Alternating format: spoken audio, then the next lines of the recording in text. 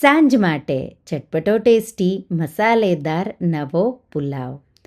તો સોયાવડી કે soya chunks એકદમ હેલ્ધી એવા, જો ડાયટ કરતા હોય કે ઘરમાં તમે પ્રોટીનનું બધા માટે ધ્યાન રાખતા હોય તો આ સોયાવડીનો પુલાવ કે સોયા ચંક્સનો પુલાવ બેસ્ટ એવો તમારા માટે છે. એકદમ ઝટપટ બની જાય છે અને સ્વાદિષ્ટ તો એટલો કે જો તમને બિરયાની ભાવતી હોય તો આ પુલાવ તમારો ફેવરેટ એવો બની જશે. તો માત્ર 20થી 30 મિનિટમાં સાંજ માટે, લંચ માટે કે ટિફિનમાં પણ તમે આ ચટપટો મસાલા ભાત બનાવી શકો. હેલો ફ્રેન્ડ્સ, તમારું સ્વાગત છે મારા કિચનમાં.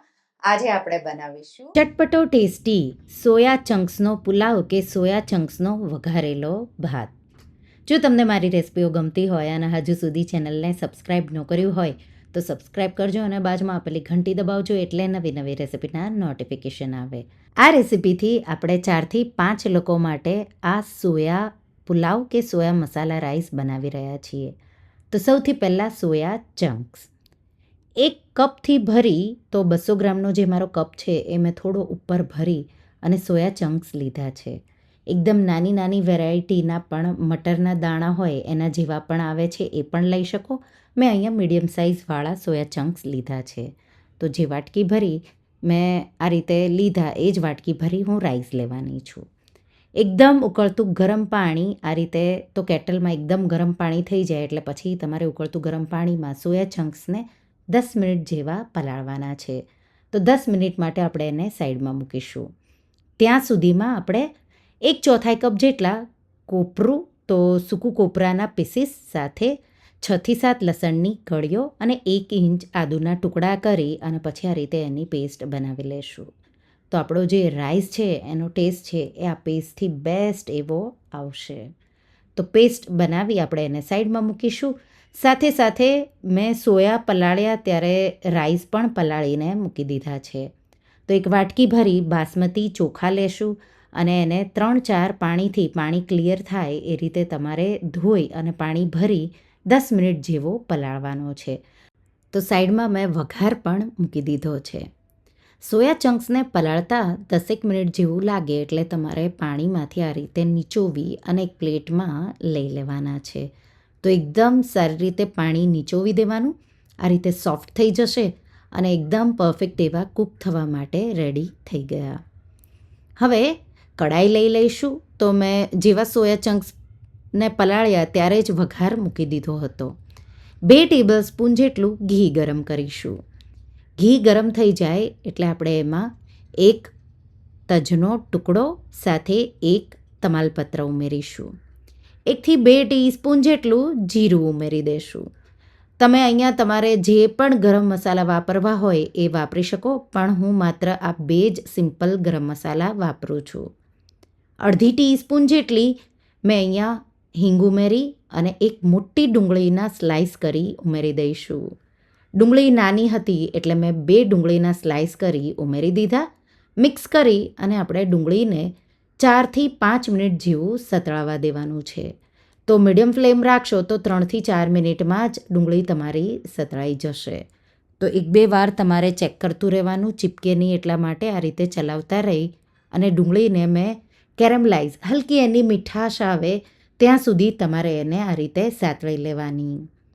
ડુંગળી સતળાઈ જાય એટલે આપણે કોપરું, લસણ અને આદુની જે પેસ્ટ શરૂઆતમાં બનાવી એ ઉમેરીશું. એનો કચાશનો ટેસ્ટ જાય ત્યાં સુધી તમારે એને મિક્સ કરી અને સાતળવાનું છે. તો માત્ર 2 મિનિટ જેવું લો ફ્લેમ પર તમારે એને સાતળી લેવાનું.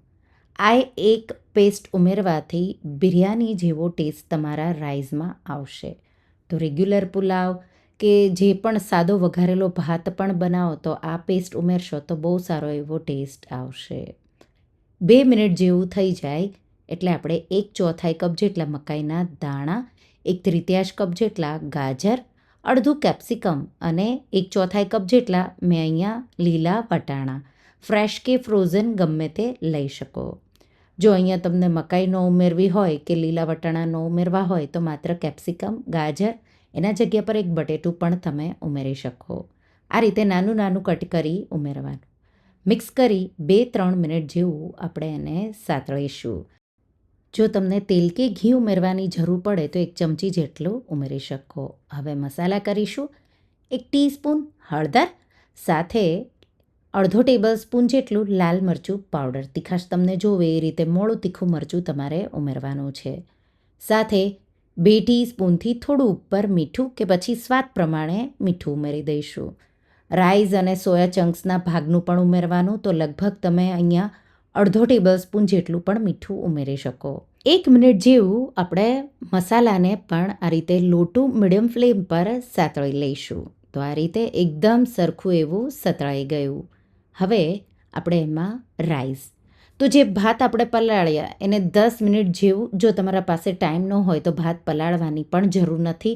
માત્ર ધોઈ અને એકદમ પાણી નિતારી અને પછી આ રીતે તમારે ચોખા ઉમેરી દેવાના. અહીંયા ચોખાને મેં માત્ર 5 મિનિટ જેવા જ પલાળ્યા છે.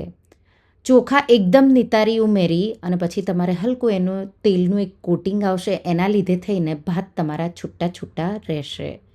2થી 3 મિનિટ જેવું રાઈસને પણ તમારે આ રીતે સાતળવાનું છે. હળવા હાથે મિક્સ કરવાનું, ચોખા બહુ તૂટી ન જાય એ ખાસ ધ્યાન રાખવાનું. એકદમ એક સરખું મિક્સ કરી દો, પછી તમારે 1-2 મિનિટ જેવું થવા દેવાનું, પછી પાછું ઉપર નીચે તમારે રાઈસને કરી લેવાના.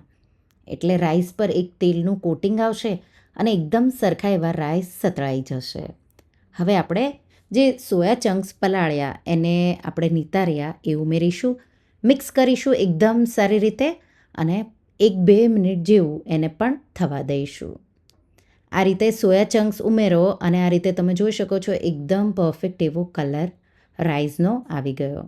હવે અડધો ટેબલ સ્પૂન જેટલો મેં ગરમ મસાલો ઉમેર્યો છે અને મિક્સ કરી દઈશું. અહીંયા કોઈ પણ તમે બિરયાનીનો મસાલો કે રાઈસનો પુલાવનો મસાલો હોય તો એ પણ તમે ઉમેરી શકો.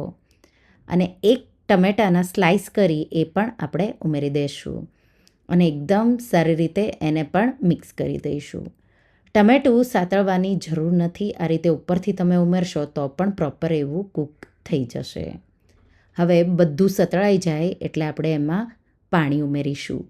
તો અહીંયા મેં 1/2 વાટકી ભરી, તો જે વાટકીથી ચોખા અને સોયા લીધા એ જ વાટકી ભરી 1/2 વાટકી ભરી પાણી ઉમેરી દીધું. તો વધારે લોકો માટે તમે બનાવવાના હોય તો તપેલીના માપથી પણ આ પુલાવ બનાવી શકો. પાણીમાં મીઠું પણ તમારે ટેસ્ટ કરી લેવાનું અને હલકું ઉકળે એટલે ઢાંકી 10 મિનિટ જેવું થવા દેવાનું. વચ્ચે 1થી 2 વાર મેં રાઈસને ઉપર નીચે કર્યા, નહીં તો સોયા ઉપર રહી જશે અને રાઈસ નીચે રહેશે. એટલે તમારે 1-2 વાર કૂક થતું હોય ત્યારે મિક્સ કરવાનું. 10 મિનિટ પછી છૂટો પુલાવ કરી અને લીલા ધાણા ઉમેરી દેવાના. મિક્સ કરીશું અને ગરમા ગરમ છૂટો અને એકદમ ટેસ્ટી એવો પુલાવ તૈયાર છે. આ બહુ ટેસ્ટી, તમને બિરયાની ખાતા હોય એવું લાગશે અને સાથે બનાવવામાં એકદમ સરળ એવો.